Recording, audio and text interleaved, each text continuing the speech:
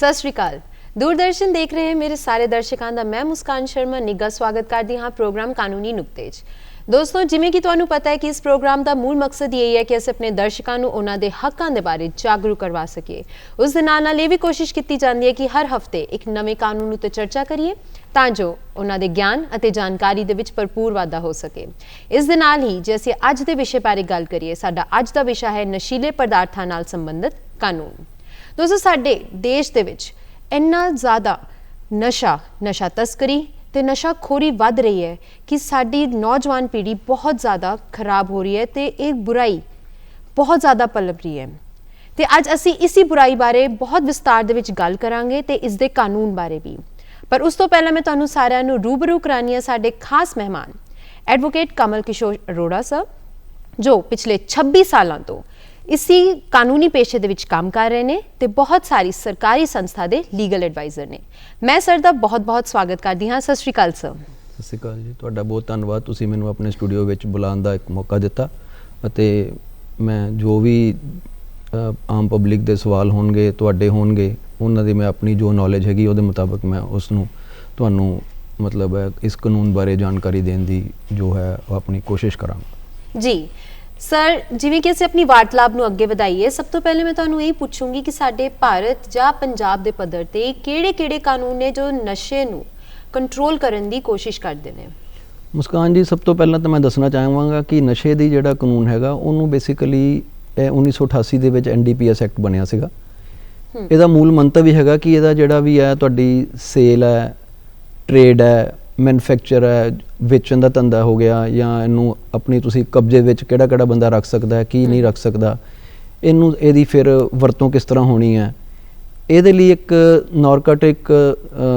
NDPS act ਜਿਹਨੂੰ ਆਪਾਂ ਕਹਿੰਦੇ ਨਾਰਕੋਟਿਕ ਡਰੱਗਸ ਐਂਡ ਸਾਈਕੋਟ੍ਰੋਪਿਕ ਸਬਸਟੈਂਸਿਸ ਐਕਟ 1988 ਦੇ ਵਿੱਚ ਜਿਹੜਾ 85 'ਚ ਹੋਂਦ 'ਚ ਆਇਆ ਹੈ,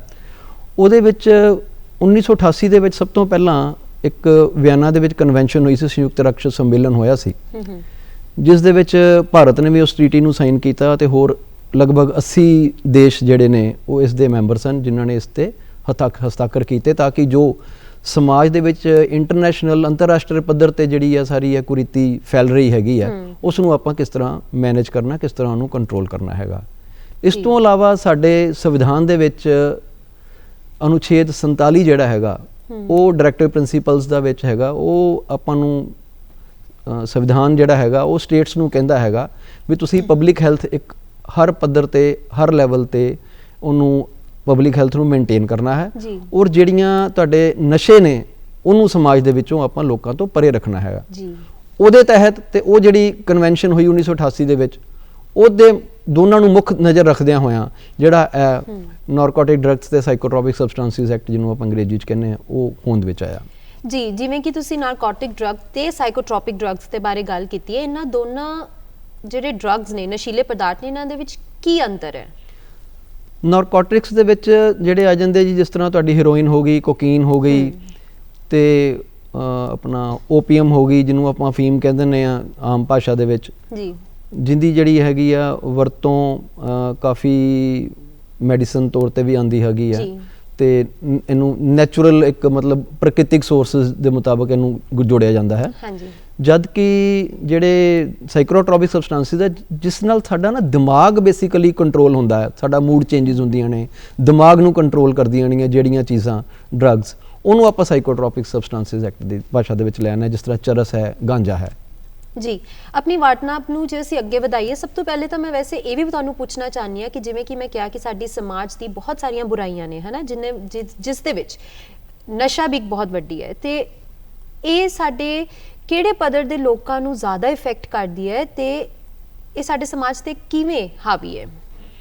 समाज ते हावी देखो, पहले तो गल हैगी कि जिस तरह अपने देश दे विच ਜਿਹਨੂੰ ਅਫੀਮ ਆਪਾਂ ਕਹਿੰਦੇ ਆ ਉਹਦੀ ਇੱਕ ਕਲਟੀਵੇਸ਼ਨ ਇੱਕ ਮਤਲਬ ਉਹਦੀ ਫਸਲ ਪੈਦਾ ਹੁੰਦੀ ਹੈ।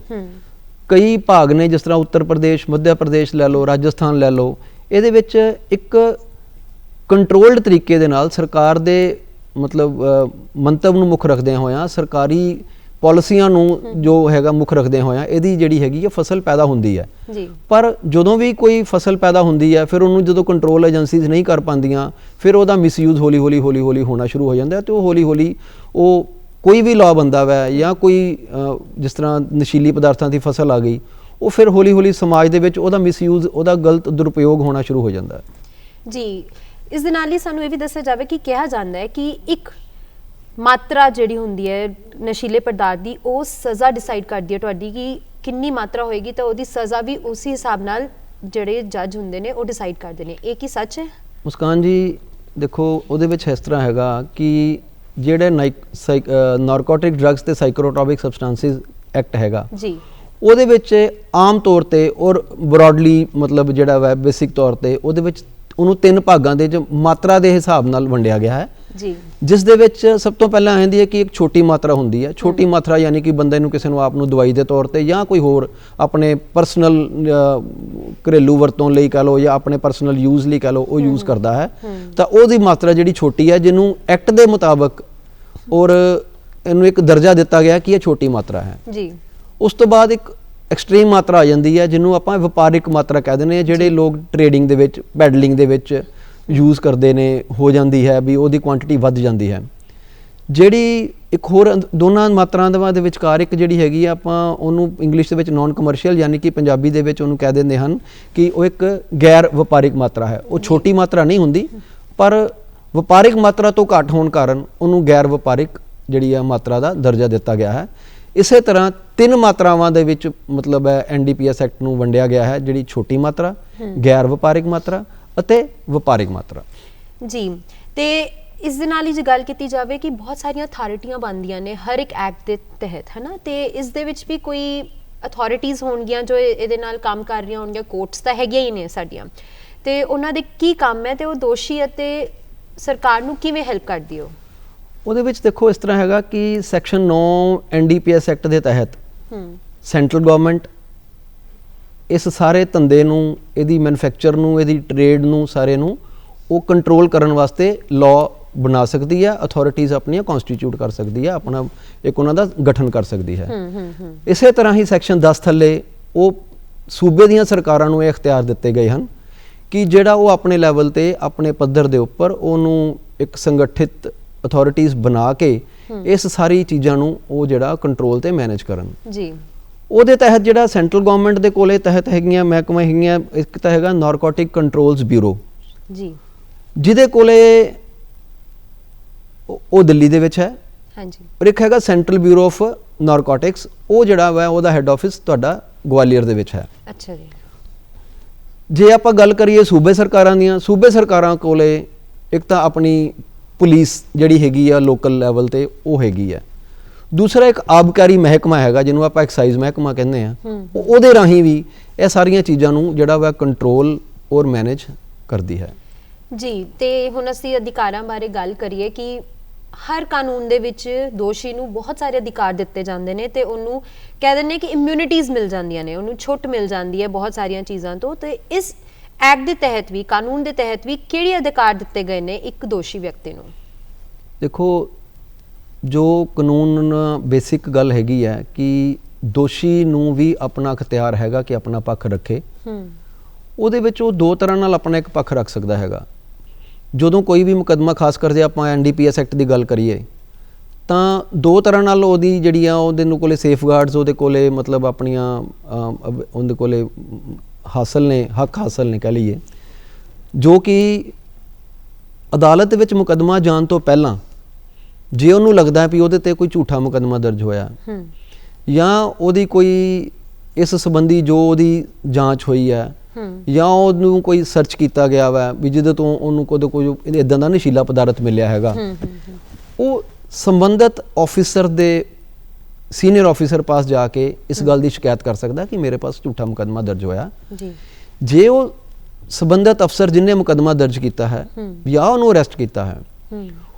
ਉਹ ਸੈਕਸ਼ਨ 58 ਔਰ 59 NDPS ਐਕਟ ਦੇ ਤਹਿਤ ਲਾਇਬਲ ਹੁੰਦਾ ਜੇ ਉਹ ਝੂਠਾ ਮੁਕੱਦਮਾ ਦਰਜ ਕਰਦਾ ਹੈ। ਜੀ ਮੰਨ ਲਓ ਕਿ ਉਹਨੇ ਉਹਦਾ ਅਰੈਸਟ ਦਾ ਗਲਤ ਪਾ ਲਈ ਹੈ ਜਾਂ ਉਹਨੂੰ ਸਰਚ ਜਿਹੜਾ ਉਹਦਾ ਕੀਤਾ ਹੈਗਾ ਉਹ ਗਲਤ ਕਰ ਲਿਆ ਹੈਗਾ ਹੈ ਨਾ, ਜਾਂ ਕੋਈ ਉਹਦਾ ਰਿਕਾਰਡ ਹੀ ਇਨਕਰੈਕਟ ਫਰੇਮ ਕਰ ਲਿਆ ਹੈ, ਮਤਲਬ ਗਲਤ ਢੰਗ ਨਾਲ ਉਹਨੂੰ ਰਿਕਾਰਡ ਤਿਆਰ ਕਰਕੇ ਉਹਨੂੰ ਇੱਕ ਦੋਸ਼ੀ ਸਾਬਤ ਕਰਨ ਦੀ ਕੋਸ਼ਿਸ਼ ਕੀਤੀ ਜਾਂਦੀ ਹੈ ਤੇ ਸੈਕਸ਼ਨ 58 ਤੇ 58 ਤੇ 59 59 ਸੈਕਸ਼ਨ ਜਿਹੜਾ ਹੈਗਾ ਉਹ ਇਸ ਗੱਲ ਨੂੰ ਡੀਲ ਕਰਦਾ ਹੈ ਵੀ ਉਸ ਆਫੀਸਰ ਦੇ ਖਿਲਾਫ, ਉਸ ਪੁਲਿਸ ਅਫਸਰ ਦੇ ਖਿਲਾਫ ਜਿਹਨੂੰ NDPS ਤਹਿਤ ਦੇ ਵਿੱਚ ਇਨਵੈਸਟੀਗੇਸ਼ਨ ਤਫਤੀਸ਼ ਕਰਨ ਦੇ ਅਖਤਿਆਰ ਹਨ, ਜੇ ਉਹ ਅਜਿਹਾ ਕੋਈ ਗਲਤ ਕੰਮ ਕਰਦਾ ਹੈ ਤਾਂ ਦੋਸ਼ੀ ਜਿਹੜਾ ਹੈਗਾ ਵਾ ਉਸ ਦੀ ਸ਼ਿਕਾਇਤ ਕਰਕੇ ਇਹ 2 ਧਾਰਾਵਾਂ ਦੇ ਤਹਿਤ ਉੱਤੇ ਕਾਰਵਾਈ ਜਿਹੜੀ ਉਹ ਕਰਾ ਸਕਦਾ ਹੈਗਾ। ਜੇਕਰ ਗੱਲ ਕਰੀਏ ਆਪਾਂ ਜਦੋਂ ਕਿ ਉਹਦਾ ਕੇਸ ਅਦਾਲਤ ਵਿੱਚ ਚਲਾ ਜਾਂਦਾ ਹੈ ਤਾਂ ਫਿਰ ਉਹਨੂੰ ਹੋਰ ਜਿਹੜੀਆਂ ਇਮਿਊਨਿਟੀਜ਼ ਕਹਿ ਲਈਏ, ਸੇਫਗਾਰਡਸ ਕਹਿ ਲਈਏ, ਜਾਂ ਜਿਹੜੇ ਉਹਦੇ ਅਧਿਕਾਰ ਉਹਨੂੰ ਹਾਸਲ ਹਨ ਉਹ ਇਹ ਹਨ ਕਿ ਉਹ ਕਾਫੀ ਉਹਦੇ ਵਿੱਚ ਇਸ ਤਰ੍ਹਾਂ ਦੇ ਪ੍ਰੋਵੀਜ਼ਨ ਹਨ, ਇਸ ਤਰ੍ਹਾਂ ਦੇ ਪ੍ਰਾਵਧਾਨ ਹਨ ਇਸ ਐਕਟ ਦੇ ਵਿੱਚ ਜਿਹਦੇ ਤਹਿਤ ਕਿ ਉਹ ਆਪਣੀ ਅਦਾਲਤ ਨੂੰ ਮੋਹਰੇ ਆਪਣੀ ਗੱਲ ਰੱਖ ਕੇ ਆਪਣੀ ਜਿਹੜੀ ਹੈ ਜੋ ਪੁਲਿਸ ਨੇ ਕੇਸ ਦਰਜ ਕੀਤਾ ਹੈ ਜਾਂ ਜੋ ਉਹਦੇ ਖਿਲਾਫ ਪ੍ਰੋਸੀਕਿਊਸ਼ਨ ਗੱਲ ਕਰ ਰਹੀ ਹੈ ਉਹਨੂੰ ਉਹ ਝੂਠਾ ਸਾਬਤ ਕਰ ਸਕਦਾ ਹੈ, ਜਿਹਦੇ ਵਿੱਚ ਕਿ ਸਪੋਜ਼ ਆਪਾਂ ਲਾ ਲਈਏ ਵੀ ਹੁਣ NDPS ਦੇ ਐਕਟ ਦੇ ਵਿੱਚ ਇੱਕ ਬੜੀ ਇੰਪੋਰਟੈਂਟ ਗੱਲ ਹੈ ਕਿ ਜਿਹੜੀ ਬੇਸਿਕਲੀ ਸਾਰੀ ਗੱਲ ਉੱਥੇ ਆਉਂਦੀ ਹੈ ਜਦੋਂ ਆਪਾਂ ਸਰਚ ਕਰਦੇ ਹਾਂ। ਜਿੰਨੀ ਦੇਰ ਤੱਕ ਆਪਾਂ ਉਹਦੀ ਮਤਲਬ ਸਰਚ ਨਹੀਂ ਕਰਦੇ ਤੇ ਉਹ ਸਰਚ ਦੇ ਵਿੱਚ ਸੈਕਸ਼ਨ 50 ਹੈਗਾ ਸਾਡਾ ਵੀ ਜੇ ਉਹਦੀ ਸਰਚ ਸੈਕਸ਼ਨ 50 ਦੇ ਮੁਤਾਬਕ ਨਹੀਂ ਹੋਈ ਤਾਂ ਉਹਦੇ ਕੋਲੇ ਅਧਿਕਾਰ ਹੈਗਾ ਕਿ ਆਪਣੀ ਗੱਲ ਕੋਰਟ ਨੂੰ ਰੱਖ ਕੇ ਵੀ ਕਹਿ ਸਕਦਾ ਕਿ ਮੇਰੀ ਤਾਂ ਜਿਹੜੀ ਸਰਚ ਹੈ ਉਹ ਪ੍ਰੋਸੀਜਰ ਮੁਤਾਬਕ ਨਹੀਂ ਹੋਈ, ਜਿਹਨੂੰ ਸੈਕਸ਼ਨ 50 ਡੀਲ ਕਰਦਾ ਹੈ। ਇਸੇ ਤਰ੍ਹਾਂ ਹੀ ਸੈਕਸ਼ਨ 41 ਹੈ, 42 ਹੈ, ਜਿਹਦੇ ਤਹਿਤ ਕਿ ਉਹਨੂੰ ਆਪਣੇ ਸੁਪੀਰੀਅਰ ਅਫਸਰ ਨੂੰ ਇੱਕ ਇਨਫੋਰਮੇਸ਼ਨ ਦੇਣੀ ਜ਼ਰੂਰੀ ਹੋ ਜਾਂਦੀ ਹੈ। ਜੇ ਕੋਈ ਇਨਫੋਰਮੇਸ਼ਨ ਕਿਸੇ ਪੁਲਿਸ ਅਫਸਰ ਨੂੰ ਮਿਲਦੀ ਹੈ ਤਾਂ ਫਿਰ ਉਹਦੀ ਇਨਫੋਰਮੇਸ਼ਨ ਜਿਹੜੀ ਹੈ 72 ਆਵਰਸ 42 ਆਵਰਸ ਦੇ ਵਿੱਚ ਉਹਦੀ ਜਾਇਦਾਦ ਦੀ ਤੇ ਪਲੱਸ ਜੋ ਉਹਨੇ ਰਿਕਵਰ ਕੀਤੀ ਹੈ, ਕੋਈ ਕੰਟਰਾਬੈਂਡ ਹੈ ਜਾਂ ਕੋਈ ਹੋਰ ਨਾਰਕੋਟਿਕਸ ਡਰੱਗਸ ਹਨ, ਉਹਦੀਆਂ ਦੇਣੀਆਂ ਜ਼ਰੂਰੀਆਂ ਹੁੰਦੀਆਂ। ਜੇ ਉਹ ਨਹੀਂ ਦਿੰਦੇ ਇਹਨਾਂ ਕਾਰਨਾਂ ਕਰਕੇ ਤਾਂ ਫਿਰ ਉਹਨੂੰ ਜਿਹੜਾ ਹੋਇਆ ਆਪਣਾ ਅਖਤਿਆਰ ਹੈਗਾ ਕਿ ਉਹ ਆਪਣੇ ਅਦਾਲਤ ਦੇ ਵਿੱਚੋਂ ਆਪਣਾ ਜੋ ਮੁਨਾਸਬ ਹੁਕਮ ਹੈ ਇਹਨਾਂ ਚੀਜ਼ਾਂ ਨੂੰ ਗੱਲਾਂ ਨੂੰ ਮੁੱਖ ਰੱਖ ਕੇ ਉਹ ਲੈ ਸਕਦਾ ਹੈ। ਜੀ ਜਿਵੇਂ ਕਿ ਤੁਸੀਂ ਗੱਲ ਕਹੀ ਹੈ ਕਿ ਸੈਕਸ਼ਨ 50 ਦੇ ਤਹਿਤ ਜੇ ਉਹਦੀ ਸਰਚ ਪ੍ਰੋਪਰ ਨਹੀਂ ਹੋਈ ਹੈ ਤੇ ਕਿਹਾ ਜਾਂਦਾ ਹੈ ਕਿ ਇਹਦੇ ਵਿੱਚ ਕਾਫੀ ਧਾਰਾ ਨੇ, ਜੇ ਉਸ ਦੀ ਉਲੰਘਣਾ ਹੋ ਜਾਂਦੀ ਹੈ ਤੇ ਉਸ ਦੇ ਵਿੱਚ ਇੱਕ ਦੋਸ਼ੀ ਨੂੰ ਉਸ ਦਾ ਫਾਇਦਾ ਹੋ ਜਾਂਦਾ ਹੈ। ਤੇ ਜਿਵੇਂ ਕਿ ਤੁਸੀਂ ਸਰਚ ਦੀ ਗੱਲ ਕੀਤੀ, ਥੋੜੇ ਸਰਚ ਦੇ ਤੁਸੀਂ ਸਾਨੂੰ ਦੱਸ ਸਕਦੇ ਹੋ ਕਿ ਇੱਕ ਜੁਰਮ ਮਤਲਬ ਜਿਹੜਾ ਮੁਜਰਮ ਹੈ ਉਹਨੂੰ ਪਤਾ ਹੋਣਾ ਚਾਹੀਦਾ ਕਿ ਜਦ ਕੋਈ ਪੁਲਿਸ ਵਾਲਾ ਉਹਨੂੰ ਸਰਚ ਕਰਨ ਆ ਰਿਹਾ ਹੈ ਤੇ ਉਹਨੂੰ ਪਤਾ ਹੋਣਾ ਚਾਹੀਦਾ ਕਿ ਇਹ ਚੀਜ਼ਾਂ ਉਹਦੇ ਲਈ ਬਹੁਤ ਲਾਜ਼ਮੀ ਹੈ। ਦੇਖੋ ਸੋ ਫਾਰ ਐਜ਼ ਆਪਾਂ ਗੱਲ ਕਰਦੀ ਹੈ ਵੀ ਸਰਚ ਦੀ ਗੱਲ ਹੈਗੀ ਹੈ, ਸਰਚ ਦੇ ਵਿੱਚ ਹੁਣ ਕਿਸੇ ਤਾਂ ਪੁਲਿਸ ਅਫਸਰ ਨੇ ਪਹਿਲੀ ਗੱਲ ਤਾਂ ਸਰਚ ਦੇ ਜਿਹੜੇ ਬੇਸਿਕ ਪ੍ਰੋਵੀਜ਼ਨਸ ਨੇ CRPC ਵਿੱਚ ਵੀ ਨੇ ਕਿ ਉਹ ਉਹਦੇ ਮੁਤਾਬਕ ਹੀ ਸਰਚ ਉਹਦੀ ਕਰ ਸਕਦੇ ਹਨ। ਜੇ ਕਿਸੇ ਦੇ ਘਰ ਦੇ ਵਿੱਚ ਕੋਈ ਕਰਨੀ ਹੈਗੀ ਸਰਚ, ਸੈਕਸ਼ਨ 100 ਹੈਗਾ ਵਾ CRPC ਦਾ, ਉਹਦੇ ਮੁਤਾਬਕ ਹੋਣੀ ਆ ਸਰਚ। ਜੇ ਆਪਾਂ NDPS ਦੀ ਗੱਲ ਕਰਦੇ ਹੈਗੇ ਆ, NDPS ਦੇ ਮੁਤਾਬਕ ਜੇ ਕਿਸੇ ਬੰਦੇ ਦੀ ਸਰਚ ਕਰਨੀ ਹੈ ਤਾਂ ਉਹਨੂੰ ਇੱਕ ਅਧਿਕਾਰ ਹਾਸਲ ਹੈ ਕਿ ਆਪਣੀ ਜਿਹੜੀ ਉਹ ਸਰਚ ਉਸ ਅਫਸਰ ਜਿਹੜਾ ਉਹਦੀ ਸਰਚ ਕਰਨਾ ਚਾਹੁੰਦਾ ਹੈ ਉਹਦੇ ਕੋਲੋਂ ਕਰਵਾ ਸਕਦਾ ਹੈ ਜਾਂ ਕਿਸੇ ਗਜ਼ਟਡ ਅਫਸਰ ਕੋਲੋਂ ਉਹ ਆਪਣੀ ਉਹ ਸਰਚ ਕਰਵਾ ਸਕਦਾ ਹੈ, ਜਿਹਦੀ ਕਿ ਉਹਨੂੰ ਇੱਕ ਅਧਿਕਾਰ ਦੇਣਾ ਪਏਗਾ ਉਸ ਵੇਲੇ ਮੌਕੇ ਦੇ ਉੱਤੇ ਉਸ ਮੌਕੇ ਦੇ ਅਫਸਰ ਨੂੰ ਵੀ ਤੂੰ ਆਪਣੀ ਸਰਚ ਜੇ ਮੇਰੇ ਕੋਲੋਂ ਕਰਾਣੀ ਹੈ ਤਾਂ ਤੂੰ ਕਰਵਾ ਸਕਦਾ ਹੈ, ਜੇ ਤੈਨੂੰ ਮੇਰੇ ਤੇ ਇਤਬਾਰ ਨਹੀਂ ਹੈ ਤੇ ਤੇਰੇ ਵਾਸਤੇ ਅਸੀਂ ਗਜ਼ਟਡ ਅਫਸਰ ਦਾ ਅਰੇਂਜਮੈਂਟ ਕਰ ਸਕਦੇ ਹਾਂ ਤਾਂ ਕਿ ਉਹ ਮੌਕੇ ਤੇ ਆ ਕੇ ਉਹਦੀ ਸਰਚ ਕਰ ਸਕਦਾ ਹੈ। ਜੇ ਉਹ ਕਹਿੰਦਾ ਹੈ ਕਿ ਮੈਂ ਤੇਰੇ ਕੋਲੋਂ ਆਪਣੀ ਸਰਚ ਨਹੀਂ ਕਰਾਣੀ ਤੇ ਮੈਂ ਕਿਸੇ ਗਜ਼ਟਡ ਅਫਸਰ ਪਾਸੋਂ ਹੀ ਕਰਾਉਣਾ ਚਾਹੁੰਦਾ ਹਾਂ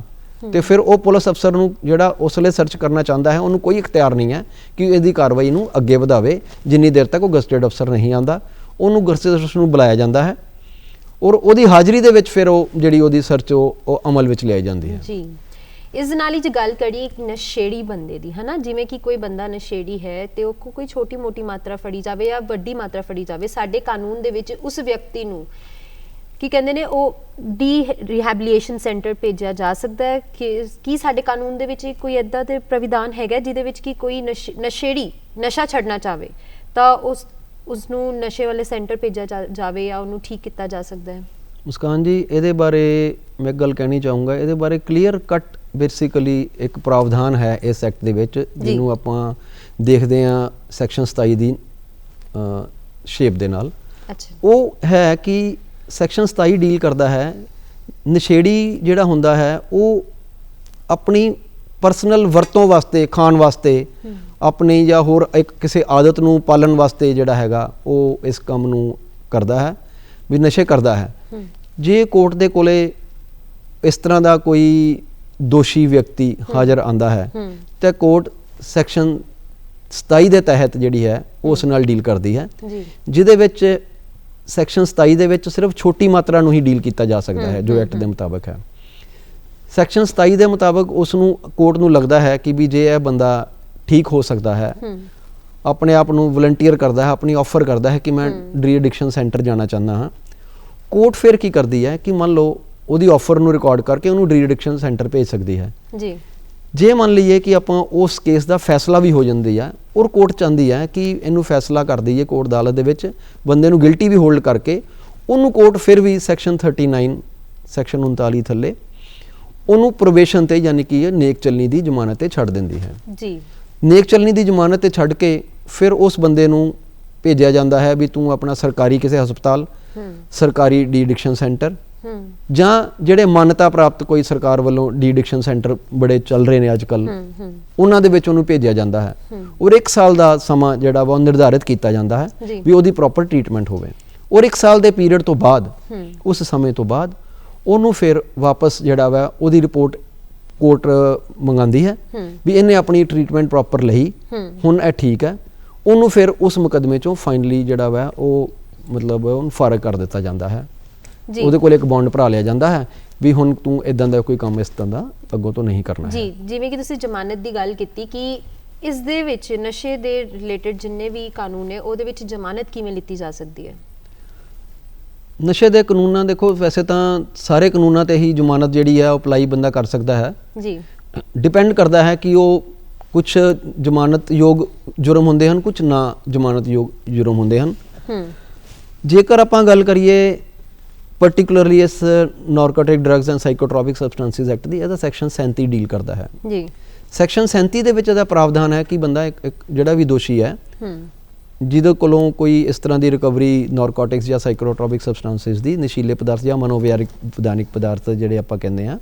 ਉਹਦੀ ਹੁੰਦੀ ਹੈ, ਉਹ ਸੈਕਸ਼ਨ 37 ਥੱਲੇ ਕੋਰਟ ਕੋਲੇ ਜਾ ਕੇ ਆਪਣੀ ਜ਼ਮਾਨਤ ਦੀ ਅਰਜ਼ੀ ਦਾਖਲ ਕਰ ਸਕਦਾ ਹੈ ਜੀ। ਹੁਣ ਜ਼ਮਾਨਤ ਜਿਹੜੀ ਹੈ ਜੋ ਹੈ ਉਹ ਕੋਰਟ ਦਾ ਬੇਸਿਕਲੀ ਇੱਕ ਡਿਸਕ੍ਰਿਸ਼ਨ ਹੁੰਦੀ ਹੈ ਜੀ। ਜਿੱਥੇ ਤੱਕ ਤਾਂ ਮਾਤਰਾ ਹੈਗੀ ਹੈ ਕਿ ਛੋਟੀ ਮਾਤਰਾ ਜਿਹੜੀ ਪਰਸਨਲ ਵਰਤੋਂ ਵਾਸਤੇ ਲੋਕ ਯੂਜ਼ ਕਰਦੇ ਹਨ ਜਾਂ ਉਹਦੀ ਮਾਤਰਾ ਛੋਟੀ ਹੈ ਜੋ ਐਕਟ ਦੇ ਵਿੱਚ ਪ੍ਰੋਵਾਈਡਡ ਹੈਗੀਆਂ ਸਾਰੀਆਂ ਗੱਲਾਂ, ਉਹਦੇ ਵਿੱਚ ਤਾਂ ਜ਼ਮਾਨਤ ਕੋਰਟ ਕਰ ਦਿੰਦੀ ਹੈ ਜੀ। ਜਿਹੜੀ ਵਪਾਰਿਕ ਮਾਤਰਾ ਆ ਗਈ, ਜਿਵੇਂ ਆਪਾਂ ਕਹਿ ਲਈਏ ਵੀ ਕਾਫੀ ਵੱਡੀ ਮਾਤਰਾ ਦੇ ਵਿੱਚ ਹੁੰਦੀ ਹੈ, ਉਹਦੇ ਵਿੱਚ ਫਿਰ ਕੋਰਟਾਂ ਜਿਹੜੀਆਂ ਵੇਂ ਅੱਜ ਕੱਲ੍ਹ ਖਾਸ ਕਰਕੇ ਜਦੋਂ ਇਸ ਕੁਰੀਤੀ ਦੀ ਕਾਫੀ ਤੋਂ ਮਤਲਬ ਪ੍ਰਚਲਨ ਹੋ ਰਿਹਾ ਇਸ ਗੱਲ ਦਾ, ਉਹ ਵਪਾਰਿਕ ਮਾਤਰਾ ਦੇ ਵਿੱਚ ਜਿਹੜੀ ਆ ਜ਼ਮਾਨਤ ਹੈ ਉਹ ਕੋਰਟਾਂ ਮਤਲਬ ਰਿਲੈਕਟੈਂਟ ਹੁੰਦੀਆਂ, ਨਹੀਂ ਕਰਦੀਆਂ ਜੀ। ਤੇ ਜੇ ਗੱਲ ਕਰ ਲਈਏ ਆਪਾਂ ਵਿਚਕਾਰ ਜਿਹੜੀ ਇੱਕ ਮਾਤਰਾ ਆ ਗਈ ਤੁਹਾਡੀ ਗੈਰ ਵਪਾਰਿਕ ਮਾਤਰਾ ਜੀ, ਉਸ ਨੂੰ ਫਿਰ ਦੇਖਿਆ ਜਾਂਦਾ ਹੈ ਕਿ ਮਾਤਰਾ ਗੈਰ ਵਪਾਰਿਕ ਹੈ, ਦੋਸ਼ੀ ਦੇ ਖਿਲਾਫ ਕੋਈ ਪਹਿਲਾਂ ਤੋਂ ਕੋਈ ਇਸ ਤਰ੍ਹਾਂ ਦਾ NDPS ਦਾ ਕੇਸ ਜਾਂ ਕੋਈ ਉਹਦੇ ਹੋਰ ਪਿਛੋਕੜ ਜਿਹਦੇ ਵਿੱਚ ਉਹ ਲੱਗਿਆ ਹੋਵੇ ਵੀ ਉਹ ਕਿਤੇ ਹੋਰ ਕਿਸੇ ਇਲੀਗਲ ਐਕਟੀਵਿਟੀਜ਼, ਕਿਤੇ ਗਲਤ ਸੁਸਾਇਟੀ ਦੇ ਵਿੱਚ ਜਾਂ ਕੋਈ ਇਨਵੋਲਵਡ ਹੋਰ ਗੱਲਾਂ 'ਚ ਤਾਂ ਨਹੀਂ ਹੈ, ਉਹ ਫਿਰ ਇਸ ਗੱਲ ਨੂੰ ਸਾਰੀ ਮੱਦੇਨਜ਼ਰ ਰੱਖ ਕੇ ਜਿਹੜੀ ਹੈ ਉਹ ਕੋਰਟ ਜ਼ਮਾਨਤ ਦਿੰਦੀ ਹੈ ਜੀ। ਤੇ ਇਹ ਹੋ ਗਈ ਜ਼ਮਾਨਤ ਦੀ ਗੱਲ। ਜੇ ਹੁਣ ਗੱਲ ਕਰੀਏ ਬੱਚੇ ਦੀ, ਜੇ ਕਿਸੇ ਬੱਚੇ ਦੇ ਕੋਲ ਕੋਈ ਨਸ਼ੀਲਾ ਪਦਾਰਥ ਫੜਿਆ ਜਾਵੇ ਤੇ ਉਹ ਉਸ ਪਦਾਰਥ ਦਾ ਆਦੀ ਵੀ ਹੈ, ਤੇ ਕੀ ਇਸੀ ਕਾਨੂੰਨ ਦੇ ਤਹਿਤ ਉਸ ਦੇ ਨਾਲ ਕਾਰਵਾਈ ਕੀਤੀ ਜਾਂਦੀ ਕਿ ਉਹਦਾ ਕੋਈ ਹੋਰ ਨਵਾਂ ਕਾਨੂੰਨ ਹੈ? ਜਿਵੇਂ ਮੈਂ ਮੁਸਕਾਨ ਜੀ ਦੱਸਿਆ ਤੁਹਾਨੂੰ ਪਹਿਲਾਂ ਵੀ ਕਿ ਸੈਕਸ਼ਨ 27 ਜਿਹੜਾ ਹੈਗਾ ਉਹ ਡੀਲ ਕਰਦਾ ਹੈਗਾ ਜਿਹੜੇ ਬੰਦੇ ਆਦੀ ਹਨ, ਜਿਹੜੇ ਉਹਦੀ ਆਪਣੀ ਪਰਸਨਲ ਆਪਣੀ ਵਰਤੋਂ ਵਾਸਤੇ ਉਹਨੂੰ ਕਰਦੇ ਹਨ ਯੂਜ਼। ਉਹ ਇਸੇ ਤਰ੍ਹਾਂ ਹੀ ਜਿਹੜਾ ਬੱਚਾ ਹੈ ਜਿਹਦੀ ਉਮਰ 18 ਸਾਲ ਤੋਂ ਘੱਟ ਹੈ, ਹਾਂਜੀ, ਬੱਚਾ ਆਪਾਂ ਦੇਖੋ ਲਾਅ ਦੇ ਵਿੱਚ ਦੋ ਗੱਲਾਂ ਹਨ, ਜਾਂ ਤਾਂ 18 ਸਾਲ ਤੋਂ ਵੱਧ ਹੈ ਉਹਦੇ ਲਈ ਕਾਨੂੰਨ ਸੈਪਰੇਟ ਹੈ, 18 ਸਾਲ ਤੋਂ ਵੱਧ ਹੈ ਘੱਟ ਹੈਗਾ ਤੇ ਉਹਦੇ ਲਈ ਕਾਨੂੰਨ ਉਹ ਸੈਪਰੇਟ ਹੈ। ਜਿਹੜਾ ਮੁਲਜ਼ਮ ਦੋਸ਼ੀ ਬੱਚਾ ਹੈ ਉਸ ਦੀ ਉਮਰ 18 ਸਾਲ ਤੋਂ ਘੱਟ ਹੈ,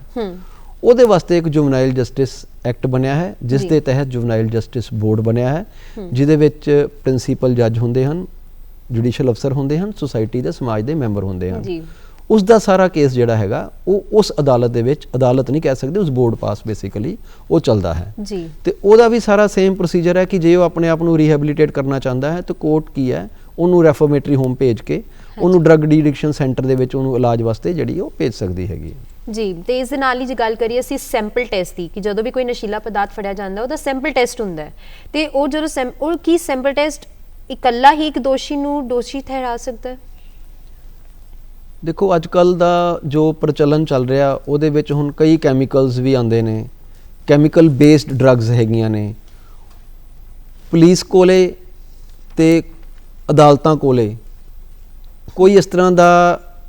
ਮਤਲਬ ਨਹੀਂ ਹੈਗੀ ਆ ਵੀ ਉਹ ਉਹਨੂੰ ਜੱਜ ਕਰ ਸਕਣ ਵੀ ਇਹਦੇ ਅੰਦਰ ਕਿਹੜਾ ਕੈਮੀਕਲ ਹੈ ਜੀ ਜਾਂ ਇਹ ਪਦਾਰਥ ਕਿਸ ਚੀਜ਼ ਦਾ ਬਣਿਆ ਹੈ। ਉਹਦੇ ਲਈ ਇਸ ਜੋ ਵੀ ਨਾਰਕੋਟਿਕ ਔਰ ਸਾਈਕੋਟ੍ਰੋਪਿਕ ਸਬਸਟੈਂਸ ਜਾਂ ਆਪਾਂ ਕਹਿ ਲਈਏ ਜਿਹੜੇ ਇਦਾਂ ਦੇ ਕੋਈ ਨਸ਼ੀਲੇ ਪਦਾਰਥ ਜਾਂ ਮਨੋਵਿਗਿਆਨਿਕ ਨਸ਼ੀਲੇ ਪਦਾਰਥ ਉਹ ਫੜੇ ਜਾਂਦੇ ਹਨ, ਉਸ ਨੂੰ ਐਕਟ ਦੇ ਵਿੱਚ ਹੀ ਪ੍ਰੋਵੀਜ਼ੋ ਹੈ ਕਿ ਉਹ ਪ੍ਰੋਵਾਈਡਡ ਹੈ ਕਿ ਉਹਨੂੰ ਕੈਮੀਕਲ ਐਗਜ਼ਾਮੀਨਰ ਵਾਸਤੇ ਭੇਜਿਆ ਜਾਂਦਾ ਹੈ ਤਾਂ ਕਿ ਉਹਦੀ ਮਾਤਰਾ ਉਹਦੇ ਵਿੱਚ ਕਿੰਨੀ ਉਸ ਕੈਮੀਕਲ ਦੀ ਜਾਂ ਉਸ ਡਰੱਗ ਦੀ ਮਾਤਰਾ ਹੈ ਔਰ ਉਹਦਾ ਟੋਟਲ weight ਕਿੰਨਾ ਹੈ, ਉਹ weight ਤੇ ਮਾਤਰਾ ਜਿਹੜੀ ਹੈਗੀ ਆ ਉਸ ਦੇ ਮੁਤਾਬਕ ਉਸ ਦਾ ਫੈਸਲਾ ਹੋਣਾ ਹੁੰਦਾ ਹੈ। ਤੇ ਇਸ ਕਰਕੇ ਜਿਹੜਾ ਇਹਨੂੰ ਕੈਮੀਕਲ ਐਗਜ਼ਾਮੀਨਰ ਕੋਲੇ ਭੇਜਣਾ, ਉਹਦੇ ਵਿੱਚੋਂ ਕੀ ਹੈ ਸੈਂਪਲਸ ਤੁਹਾਨੂੰ ਡਰਾ ਕੀਤੇ ਜਾਂਦੇ ਹਨ। ਜਦੋਂ ਵੀ ਮਾਲ ਕੋਈ ਫੜਿਆ ਜਾਂਦਾ ਹੈ, ਨਸ਼ੀਲਾ ਪਦਾਰਥ ਫੜਿਆ ਜਾਂਦਾ ਹੈ, ਉਹਦੇ ਵਿੱਚੋਂ ਸੈਂਪਲਸ ਲੈ ਕੇ ਇਹਨੂੰ ਕੈਮੀਕਲ ਐਗਜ਼ਾਮੀਨਰ ਵੱਖ-ਵੱਖ ਲੈਬੋਰਟਰੀਜ਼ ਨੇ, ਜਿਸ ਤਰ੍ਹਾਂ ਸਰਕਾਰ ਦੀਆਂ ਖਰੜ ਦੇ ਵਿੱਚ ਹੈ, ਲੁਧਿਆਣਾ ਦੇ ਵਿੱਚ ਵੀ ਹੁਣ ਬਣੀ ਹੈ, ਉਹਨੂੰ ਵੱਖ-ਵੱਖ ਪਾਲਿਸੀਆਂ ਦੇ ਵਿੱਚ ਜਿਹੜਾ ਮੋਹਾਲੀ 'ਚ ਹੈ ਉਹਨੂੰ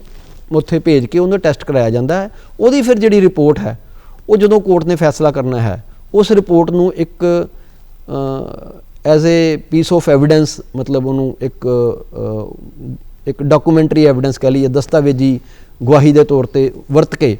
ਫਿਰ ਉਸ ਦਾ ਅਦਾਲਤ ਉਸ ਕੇਸ ਦਾ ਫੈਸਲਾ ਕਰਦੀ ਹੈ। ਤੇ ਮਤਲਬ ਕਿ ਦੋਸਤੋ ਇਹ ਦੇਖਿਆ ਜਾ ਸਕਦਾ ਹੈ ਕਿ ਜਿਹੜੀ ਸੈਂਪਲ ਟੈਸਟ ਰਿਪੋਰਟ ਹੁੰਦੀ ਹੈ ਉਹ ਇਕੱਲਾ ਹੀ ਇੱਕ ਬੰਦੇ ਨੂੰ ਦੋਸ਼ੀ ਨਹੀਂ ਠਹਿਰਾ ਸਕਦਾ, ਉਸ ਦੇ ਇਲਾਵਾ ਵੀ ਬਹੁਤ ਸਾਰੀਆਂ ਚੀਜ਼ਾਂ ਨੇ ਜਿਹਨੂੰ ਮੱਦੇਨਜ਼ਰ ਰੱਖਿਆ ਜਾਂਦਾ ਹੈ। ਇਸ ਦੇ ਨਾਲ ਹੀ ਅਸੀਂ ਅੱਜ ਦੇ ਆਖਰੀ ਪ੍ਰਸ਼ਨ ਤੁਹਾਨੂੰ ਪੁੱਛਣਾ ਚਾਹੁੰਦੇ ਹਾਂ ਕਿ ਇਸ ਕਾਨੂੰਨ ਦੇ ਬਹੁਤ ਸਾਰੇ ਨੈਗੇਟਿਵਿਟੀਜ਼ ਵੀ ਹੋ ਸਕਦੀਆਂ ਨੇ, ਬਹੁਤ ਸਾਰੇ ਲੂਪ ਹੋਲਸ ਜਿਹਨੂੰ ਅਸੀਂ ਕਹਿੰਦੇ ਉਹ ਵੀ ਹੋ ਸਕਦੇ ਨੇ। ਤੁਸੀਂ ਸਾਡੇ ਦਰਸ਼ਕ ਨੂੰ ਕੀ ਸੁਝਾਅ ਦੇਣਾ ਚਾਹੁੰਦੇ ਹੋ ਤੇ ਤੁਸੀਂ ਇਸ ਦੇ ਬਾਰੇ ਕੀ ਕਹਿਣਾ ਚਾਹੁੰਦੇ ਹੋ? ਦੇਖੋ ਕੋਈ ਵੀ ਕਾਨੂੰਨ ਅਗਰ ਮੁਸਕਾਨ ਜੀ ਦੇਖੀਏ ਜਾਈਏ ਤੇ ਬਣਦਾ ਹੈ ਤੇ ਉਸ ਦੇ ਲੂਪ ਹੋਲਸ ਵੀ ਹੁੰਦੇ ਹਨ। ਇਸੇ ਕਰਕੇ ਹੀ ਲੋੜ ਪੈਂਦੀ ਹੈ ਕਿ ਉਹ ਕਾਨੂੰਨ ਨੂੰ ਚੇਂਜ ਕੀਤੇ, ਜਿਹਨੂੰ ਆਪਾਂ ਸ਼ੋਧ ਕਹਿੰਦੇ ਆ, ਅੰਗਰੇਜ਼ੀ 'ਚ ਆਪਾਂ ਨੂੰ ਅਮੈਂਡਮੈਂਟ ਕਹਿ ਦਿੰਦੇ ਆ ਜੀ, ਵੀ ਉਹਦੀਆਂ ਅਮੈਂਡਮੈਂਟਸ, ਉਹਦੀਆਂ ਸ਼ੋਧ ਹੁੰਦੀ ਰਹਿੰਦੀ ਹੈ ਸਮੇਂ ਤੋਂ ਲੈ ਕੇ। ਜਿਵੇਂ ਪਹਿਲੇ ਐਕਟ ਬਣਿਆ, ਫਿਰ 89 ਦੇ ਵਿੱਚ ਇਹਦੀ ਸ਼ੋਧ ਹੋਈ, ਫਿਰ ਹੁਣ 2014 ਦੇ ਵਿੱਚ ਰੀਸੈਂਟਲੀ ਜਿਹੜੀ ਇਹਦੀ ਇਹ ਸ਼ੋਧ ਇਸ ਕਰਕੇ ਹੋਈ ਕਿ ਜਿਹੜੇ ਬੰਦੇ ਡਰੱਗ ਪੈਡਲਰਸ ਨੇ ਉਹ ਇਸ ਨੂੰ ਐਜ਼ ਏ ਧੰਦਾ ਯੂਜ਼ ਕਰਕੇ ਉਸ ਤੋਂ ਕਈ ਪ੍ਰਾਪਰਟੀਜ਼ ਬਣਾ ਲੈਂਦੇ ਹਨ। ਉਹਦੇ ਵਿੱਚ ਫਿਰ ਸੈਕਸ਼ਨ 57A ਇੱਕ ਮਤਲਬ ਹੈ ਐਡ ਕੀਤਾ ਗਿਆ, ਜਿਹਦੇ ਮੁਤਾਬਕ ਜਿਹੜਾ ਹੈਗਾ ਵਾ ਉਸਦੀ ਪ੍ਰਾਪਰਟੀ ਦੀ ਵੀ ਘੋਖ ਕੀਤੀ ਜਾਂਦੀ ਵੀ ਉਹਨੇ ਕਿੰਨੀ ਪ੍ਰਾਪਰਟੀ ਬਣਾਈ। ਜੀ ਚਲੋ ਇਸ ਦੇ ਨਾਲ ਹੀ ਸਾਨੂੰ ਪਤਾ ਚੱਲਿਆ ਕਿ ਨਸ਼ਾਖੋਰੀ ਤੇ ਨਸ਼ਾ ਤਸਕਰੀ ਇਹ ਬਹੁਤ ਵੱਡੇ ਜੁਰਮ ਨੇ ਤੇ ਇਸ ਦੇ ਵਿੱਚ ਪਨਿਸ਼ਮੈਂਟਸ ਵੀ ਬਹੁਤ ਜ਼ਿਆਦਾ ਹੀਨੀਅਸ ਦਿੱਤੀਆਂ ਜਾਂਦੀਆਂ ਨੇ, ਬਹੁਤ ਗੰਭੀਰ ਹੁੰਦੀਆਂ ਨੇ। ਤੇ ਮੈਂ ਦੋਸਤਾਂ ਨੂੰ ਇਹ ਕਹਿਣਾ ਚਾਹੁੰਦੀ ਹਾਂ ਕਿ ਤੁਸੀਂ ਨਸ਼ੇ ਤੋਂ ਦੂਰ ਰਹੋ, ਕਿਉਂਕਿ ਸਾਡਾ ਜੀਵਨ ਨਸ਼ੇ ਤੋਂ ਬਿਨਾਂ ਵੀ ਬਹੁਤ ਸੁੰਦਰ ਹੋ ਸਕਦਾ ਹੈ। ਤੇ ਮੈਂ ਸਰ ਦਾ ਬਹੁਤ-ਬਹੁਤ ਸ਼ੁਕਰੀਆ ਕਰਦੀ ਹਾਂ ਕਿ ਉਹ ਸਾਡੇ ਨਾਲ ਅੱਜ ਜੁੜੇ। ਸਤਿ ਸ਼੍ਰੀ ਅਕਾਲ ਤੇ ਧੰਨਵਾਦ ਤੁਹਾਡਾ ਜੀ। ਉਸ ਦੇ ਨਾਲ ਹੀ ਤੁਹਾਨੂੰ ਮਿਲਾਂਗੇ ਅਗਲੇ ਹਫਤੇ ਇੱਕ ਨਵੇਂ ਸ਼ਖਸੀਅਤ ਦੇ ਨਾਲ ਤੇ ਇੱਕ ਨਵੇਂ ਕਾਨੂੰਨ ਦੇ ਨਾਲ। ਉਨੀ ਦੇਰ ਲਈ ਧੰਨਵਾਦ।